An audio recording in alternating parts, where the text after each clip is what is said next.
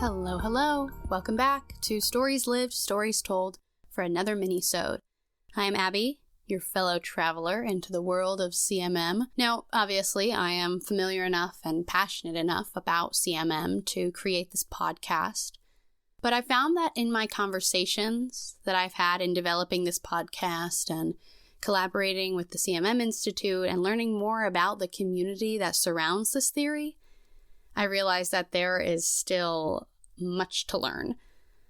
I have to admit that I felt a little bit of imposter syndrome coming on because I'm surrounded by people who have been using CMM and talking and thinking about CMM for much longer than I have.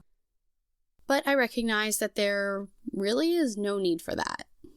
And I'm trying to remind myself of that always, because the truth is that CMM itself is and has been evolving since the 1970s. The theory itself is even learning as it goes. So surely we can let ourselves do the same. Over the course of this podcast, my real hope is that we can let more and more aspects of CMM reveal themselves to us as they come up in our lives. CMM is just full of new things to learn. This makes me so excited for the rest of our episodes because I think it is impossible to run out of things to talk about with this theory. Everyone that I have met talks about it a little differently. And that is part of what makes it so special. Like Dr. Barbara McKay said in our last episode, it's about being CMM-ish. There's not a strict one-dimensional understanding or application of the theory, which we shouldn't take for granted because there are theories like that are rigid and unchanging. And of course, those have their place in academia or wherever. But CMM is able to be so expansive because it is the way it is. Everybody talks about CMM differently, not because the theory itself is vastly different or unrecognizable, but because the context of people's lives that the theory enters into is so vastly different. And that's what we're going to really talk about today is this context. It's why we can hear about Dr. McKay using CMM in her therapy practice, but also explore all these other fields where CMM is being used in countless creative ways. Today, in this mini-sode, we are going to continue talking about the 4 models that are used in CMM. Last time, we talked about the loop model, right? So stories lived, unknown stories, untold stories, unheard stories, untellable stories, storytelling, and stories told. That model really gets at the complexity of our stories and encourages us not to take them at face value, but to ask questions and dig deeper to see what exists beyond the stories that we tell. This model started in CMM as something much simpler. Really, it was just about acknowledging the tension between the two ends of the spectrum, right? Stories lived and stories told, and that tension that existed there, which of course is true.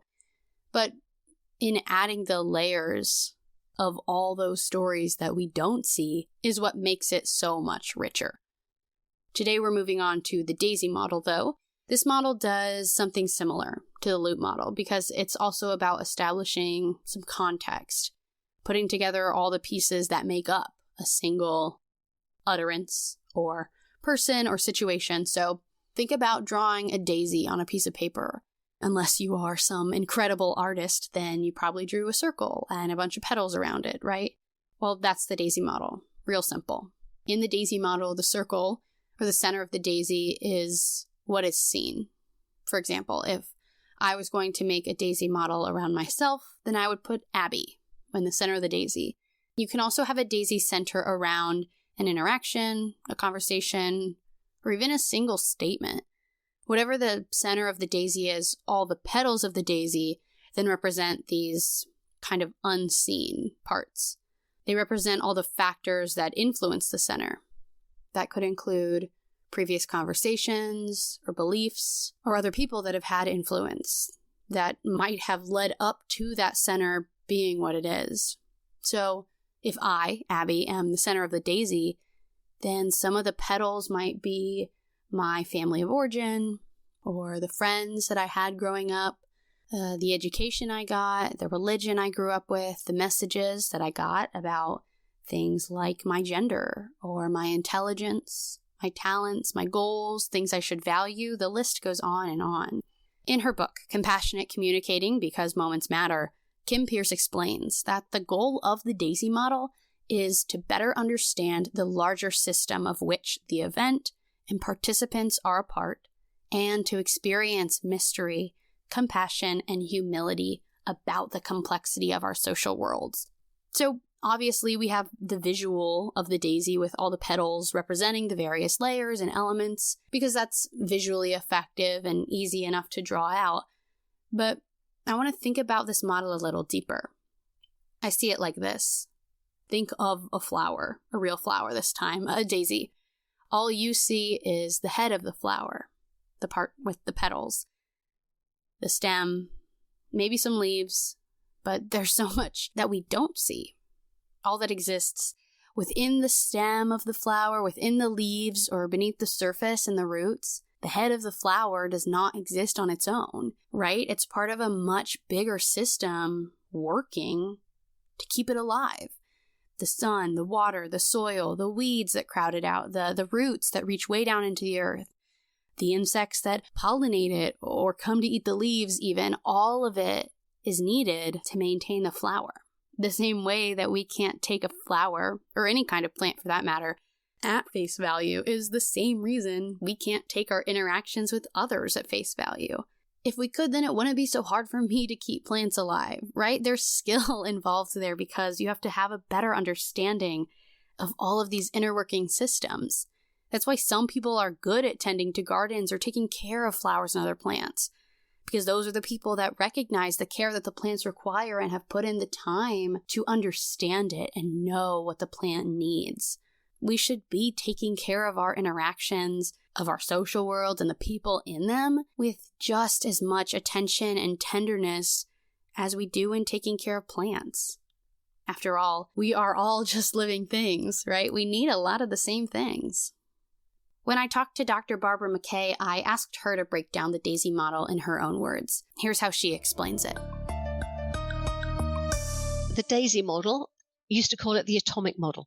The DAISY model. The DAISY model, it's primarily an analytic tool for inviting clients into a more complex understanding of their relationships. The DAISY model is about the socialized self.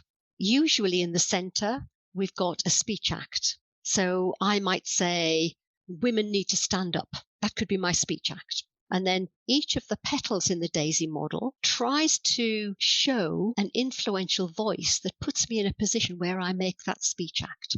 In my instance, it would be something like one petal would definitely be the women in my family that didn't have a voice. So my speech act is influenced by that. Another one would be the men in my family who didn't think women's voices were very important.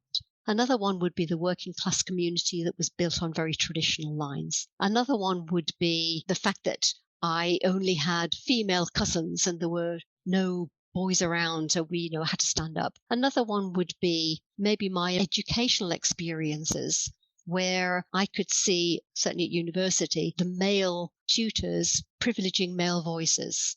Another one could be the discourses of gender that have changed over time, but still are unequal. So all of those ideas would be in my petals. Another one could be friends. What do my female friends think? And so all of those voices that I have available to me, my internal community of voices, put me in a position where I make this speech act. So that's one way of thinking of the DAISY model. The thing that I like to add on to the DAISY model is when I make my speech act, I have an audience in mind. So it might not be for the people in front of me.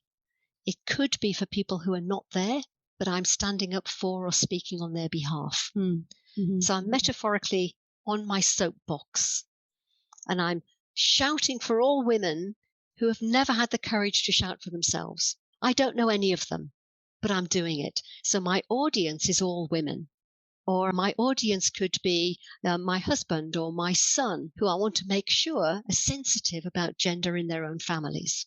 They might actually be in the room. But some of the audiences are not in the room. Some of them are not even around anymore. All of the women in my families, I want them to know I'm doing this too. So the DAISY model is about the socialized self. It helps us to understand our moral obligations in relation to our speech acts, and it helps us to identify the potential audiences for our speech acts and the level of emotion that we bring with them. Dr. McKay gets at something really important here. The DAISY model is a great tool because we can use it in places like therapy, but also in our own lives, as she described with the example centered around herself. What the DAISY model can do when we apply it, even in passing to our everyday interactions, is to make those interactions richer by giving more context to the people in front of us and coloring in a picture that maybe used to be more black and white. We can apply the DAISY model to ourselves and understand ourselves better, but we can also apply it to other people, right? Fill in the petals that we know, and like Kim said, leave room for the mystery and humility of recognizing that there are also petals that we don't know affecting our conversation partners. The best thing that we can do for ourselves and our social worlds is to keep looking through the lens of the DAISY model. Keep it as a tool in our back pocket, right? When a conversation isn't going the way you expected, step back, pull out your DAISY model, and try to fill in the gaps.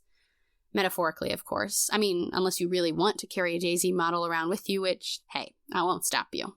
Again, this model isn't just an academic tool to explain the theory. It has real practical uses in our lives.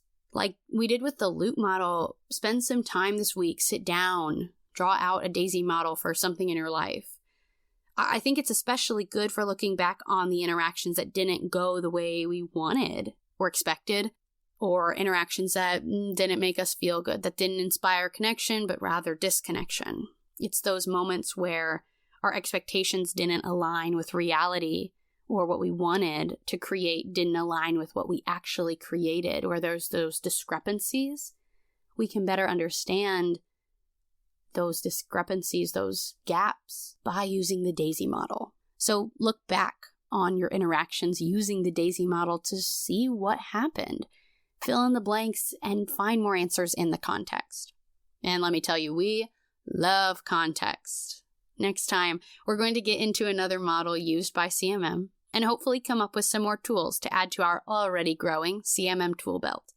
Thanks for joining me today on Stories Lived, Stories Told. I'll see you next time.